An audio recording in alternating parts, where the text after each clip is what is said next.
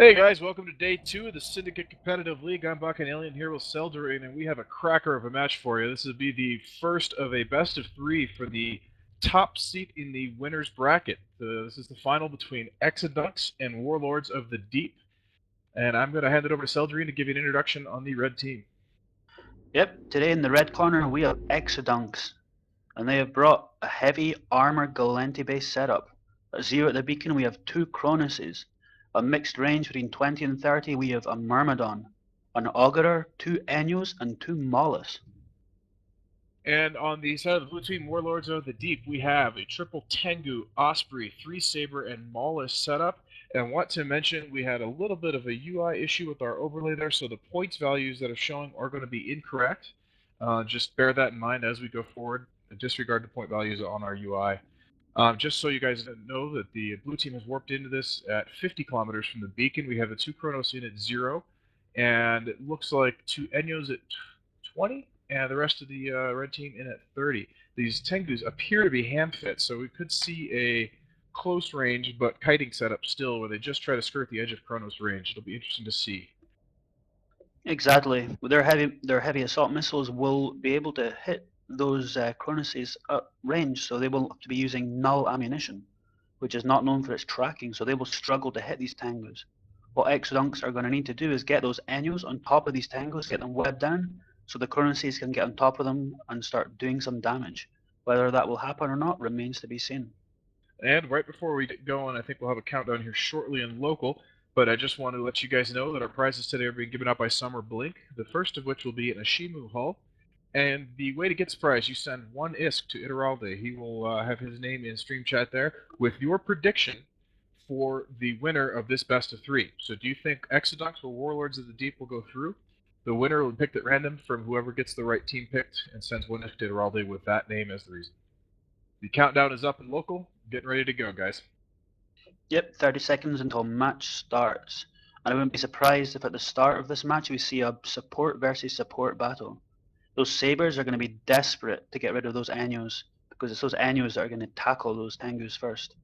Whereas Absolutely. those Enyos are going to need to get rid of those Sabres before they can tackle those Tengus, so it'll be interesting to see how this one goes down as we move to 5 seconds until match start.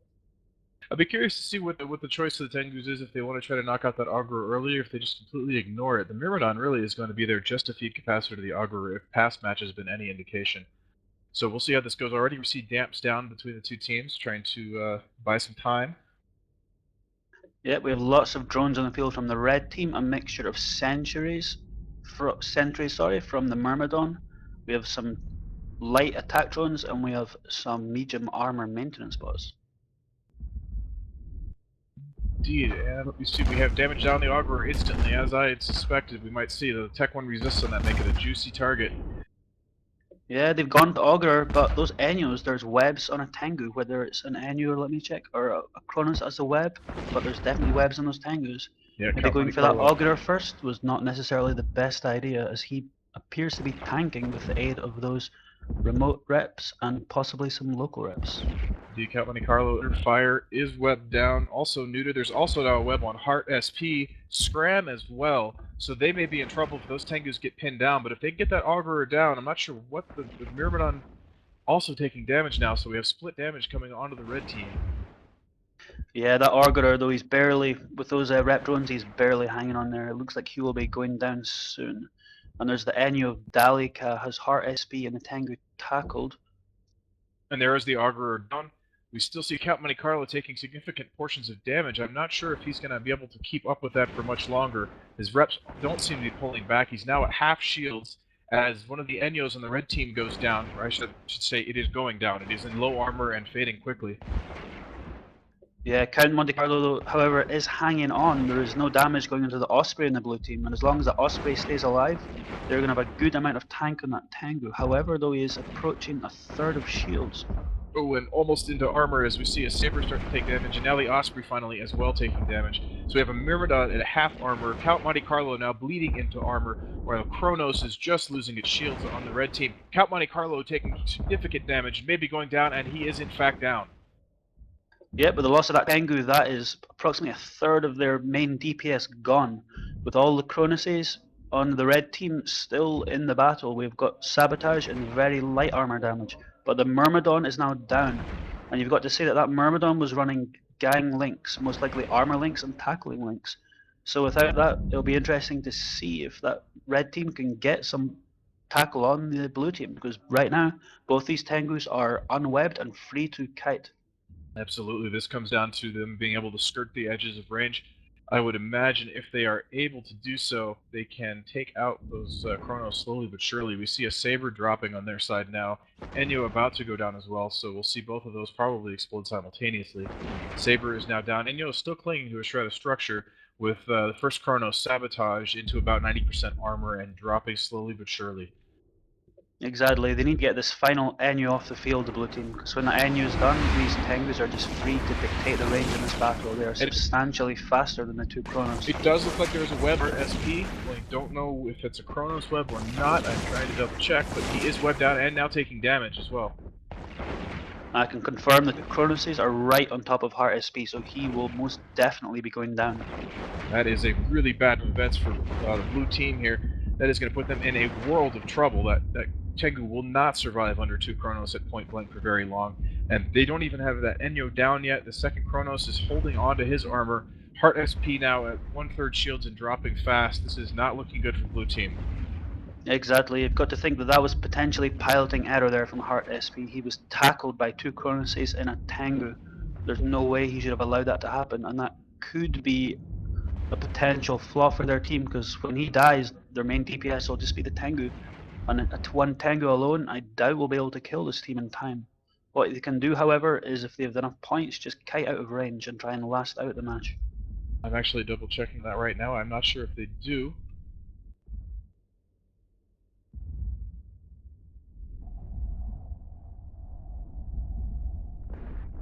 Yep, and with that Heart SP down, we're now down to two Sabres, a Tengu and a Mollis, against two Kronos and an Enyu.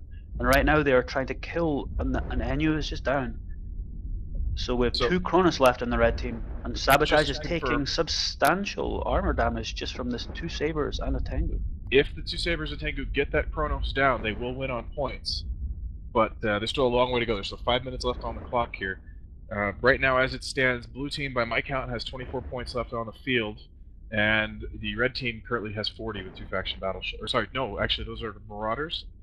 I am mistaken. That is 36 points on the field. So they need to get one of those Kronos down. It seems that the red team Exodunks have pulled a magic rabbit out their hat. They allowed Sabotage to get to really low armor before they activated an ancillary armor repairer. And he has repaired all his armor and is currently tanking the damage from this Tengu. But without webs, he is going to be unable to kill any of the blue team.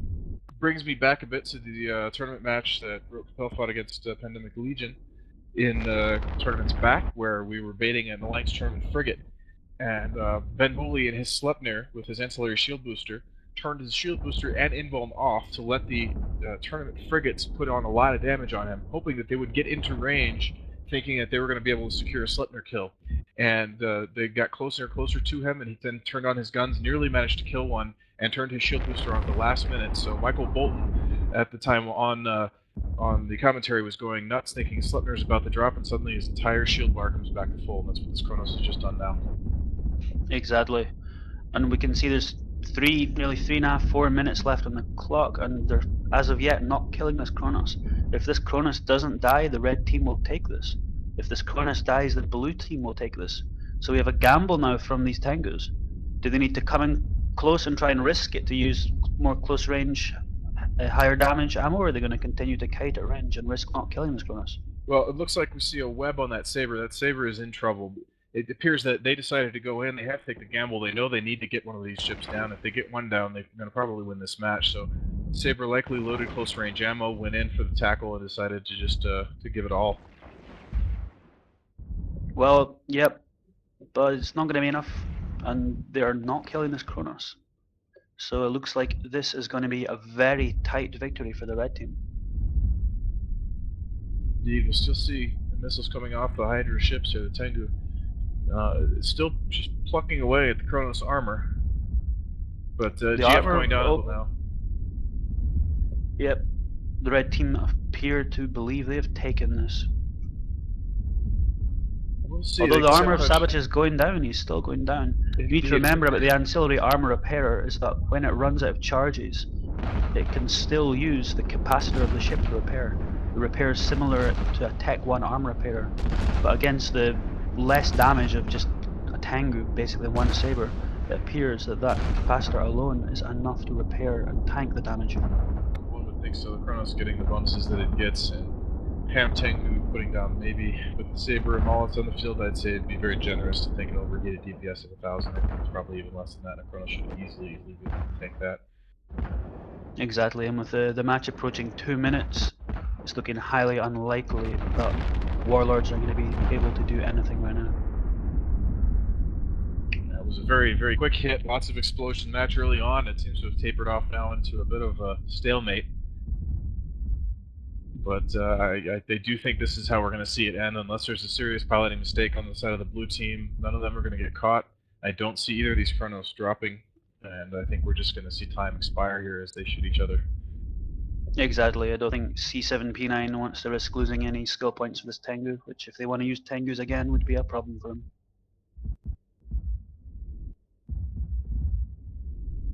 We'll see this play out. It doesn't look like I'm not even sure if he is. I guess he is reloaded because at one point his armor repper was not repping nearly that much, but now he is pulling back solid chunks of his armor bar. He might even be dual rep because of the cycle time on that and the fact that some of the reps seem to be much smaller than the others. I would be curious to see this Chronos fit. He could also just be toying with them, let his armor drop down just so they think he's running out, maybe try and tempt this Tengu to come closer and risk it. Well, Mollis looks like it got itself caught, or at least it hit by one volley, perhaps some drones on it. Yeah, he's being chased by some augmented hammerheads in his Mollis. Indeed. The hammerheads will not catch the Mollis, but I guess he changed direction, which allowed the drones to catch up and put some damage on him. I think what happened is he was recovering capacitor. They'd gotten a little lazy, turned off MWDs, and were just kind of hanging out. And the Chronos saw an opportunity, threw some drones at him. He instantly chopped up to speed and stopped taking damage the moment that happened. So, just making sure everybody's still awake there as the clock winds down. I think we've got about 10, 15 seconds left. I need to double check the official time, but I'm sure we'll see it in local here in just a moment. Yeah, it's never the most exciting to match when one team just tries to stay alive and kite around an enemy and they can't kill their tank. But a victory is a victory, and this first victory is going to be going to Exodunks in the best of 3. So in the next match, Warlords are going to have to really step it up if they want to try and win this overall match. Indeed, one thing I want to go over quickly before we end this in between these two matches here. Part of the reason that you may see the UI lag a little bit behind our commentary is the fact that the UI is streamed from a separate location to our streaming location. So our voice commentary may be just a few seconds ahead of the actual health bars on the UI that you're seeing. So we apologize for that, but there's nothing we can do about it right now.